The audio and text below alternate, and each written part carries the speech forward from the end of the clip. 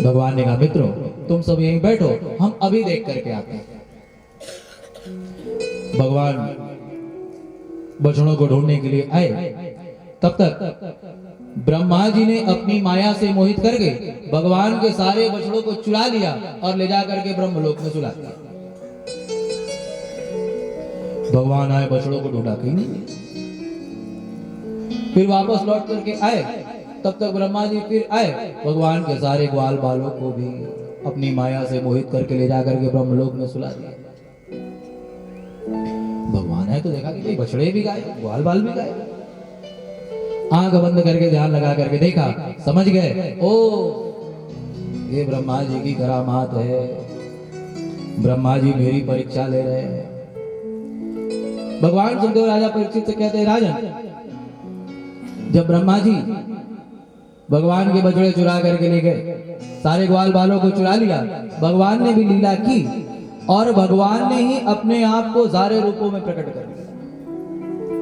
स्वयं भगवान ही सारे बछड़ों के रूप में प्रकट हो गए। जो ग्वाल बाल जैसा था स्वयं भगवान ही उस रूप में प्रकट हो गए। पूरे वृंदावन में इस बात को कोई नहीं जान पाया कि असली ग्वाल बाल बछड़े हैं कि भगवान ग्वाल बाल बछड़े बने हुए। बोलो बाल कृष्ण लाल की। दिन भर गौचारण करके जब सारे ग्वाल बाल अपने अपने घर वापस लौटते हैं, उनकी उनकी माताएं उन्हें बड़े प्रेम में भर करके अपने हृदय से लगा लेती हैं, अपना दुग्धपान कराने लगती हैं। सारे बछड़े जब दिन भर चर करके वापस लौटते हैं, उनकी गाय माता उन्हें अपना दुग्धपान कराने लगती हैं। लेकिन सारी गोपियों के मन में है कि कन्हैया मेरे पुत्र होते तो कितना अच्छा होता।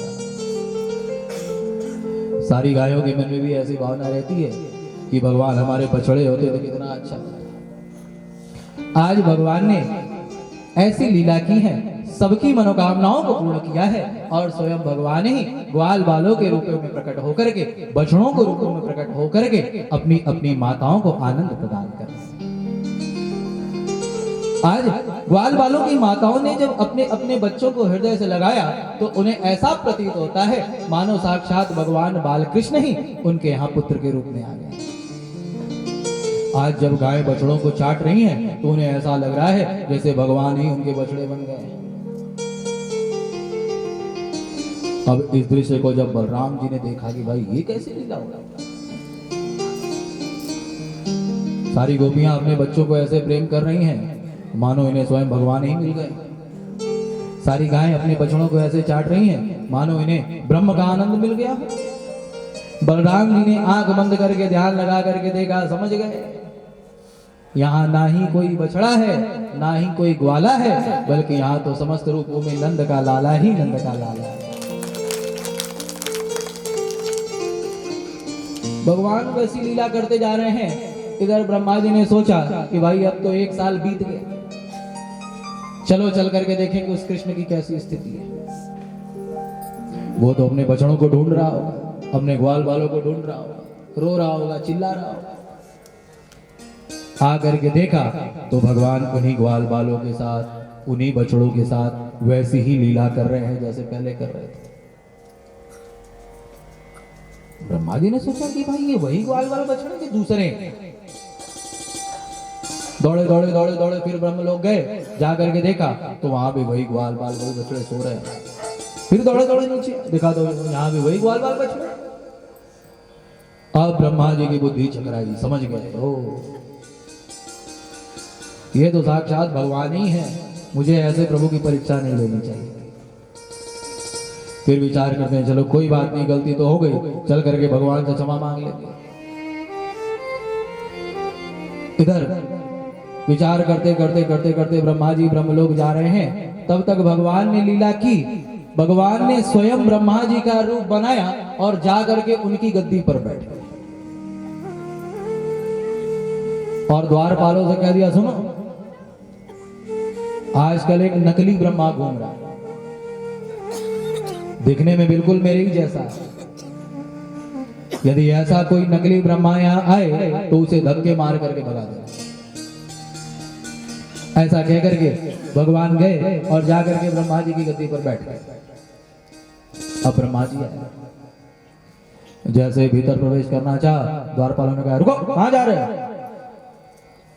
ब्रह्मा जी ने आंखें फाड़ फाड़ कर देखा, कहा अरे तुम सबने भांग खा रखा है क्या? दिखता नहीं, किसे भीतर जाने से रोक रहे हो? मैं ब्रह्मा हूं। द्वारपालों ने कहा है तेरे जैसे ब्रह्मा हम रोज देखते हैं, चल भाग यहां से। अरे हमारे स्वामी तो भीतर बैठे हैं। हा? उन्होंने हमें पहले ही सावधान कर दिया था कि एक बहुरूपिया घूम रहा है जो अपने आप को ब्रह्मा कहेगा। अब जल्दी से यहाँ से 9 2 11 हो जाओ, नहीं तो अभी लाठी डंडे से तुम्हारी खूब पिटाई करेगा। अब ब्रह्मा जी की बुद्धि चकराई, अरे राम राम राम राम, भैया ये दूसरा ब्रह्मा कहाँ से आ गया? आंख बंद करके ध्यान लगा करके देखा कि देखो जरा कौन है जो मेरी गद्दी पर आकर के बैठ गया। आंख बंद करके ध्यान लगा करके देखा है ब्रह्मा जी की गद्दी पर वही भगवान बाके बिहारी मंद मंद मुस्कुराते हुए आंखें मटका मटका करके कह रहे हैं, क्यों ब्रह्मा जी आपने मेरे बछड़े चुराए, ग्वाल बाल चुराए, हमने आपकी गद्दी चुरा ली, बोलो कैसा लगा? बोलिए बाल कृष्ण लाल की जय। सुर विरंच कह मोह है को है बपुरा।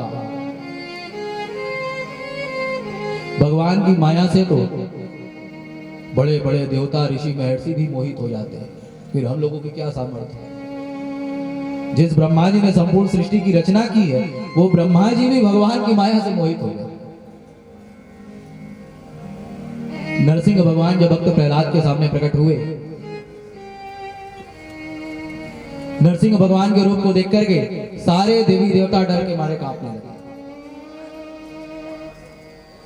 भक्त प्रहलाद ने हाथ जोड़ करके कहा, प्रभु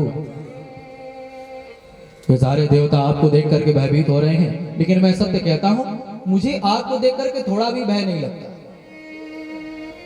प्रभु मुझे भय लगता है तो केवल आपकी माया से, क्योंकि प्रभु आपकी माया इतनी बलवती है कि कुछ का कुछ दिखाने लगती है। जैसे इस संसार के रूप में स्वयं भगवान ही प्रकट है।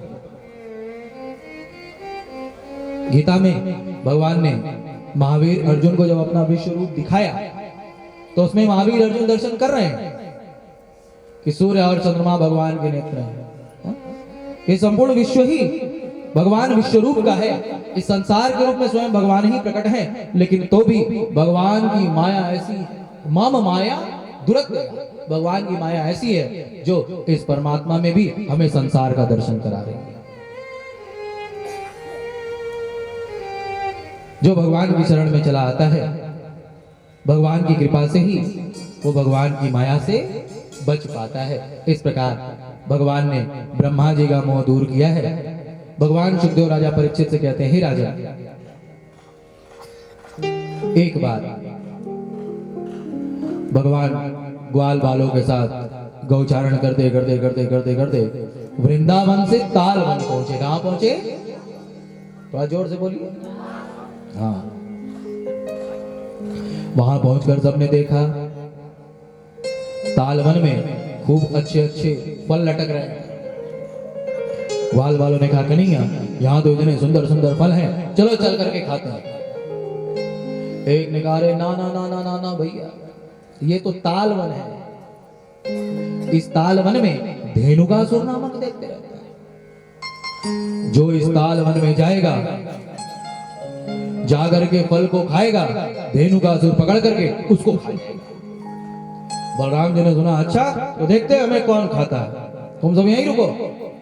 बलराम जी ने तालवन में प्रवेश किया है, एक वृक्ष को पकड़ करके हिलाने लगे हैं। धेनुकासुर ने सुना, गधे के रूप में रहता है, ढेंचू ढेंचू ढेंचू करते हुए बलराम जी पर आक्रमण करता है, आगे वार करता है। बलराम जी उछल करके पीछे चले जाते हैं, पीछे मुड़ करके वार करता है, बलराम जी उछल करके आगे आ जाते हैं। सारे ग्वाल बाल देख रहे हैं, अरे वारे दाऊ दादा वाह, सब दाऊ दादा की जय जयकार कर रहे हैं। खिलाते खिलाते खिलाते बलराम जी ने लपक करके धेनुकासुर के दोनों पैर को पकड़ा है, पकड़ करके आकाश में घुमाने लगे हैं। धरती पर धड़ाम से पटका और इस प्रकार बलराम जी ने धेनुकासुर का उद्धार कर दिया। सगरे ग्वाल बालों ने जय जयकार की। बोलो बलराम जी महाराज की।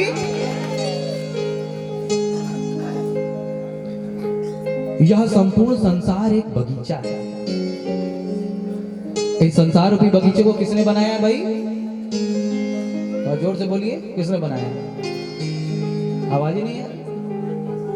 भगवान ने बनाया, हमने थोड़ी बनाया।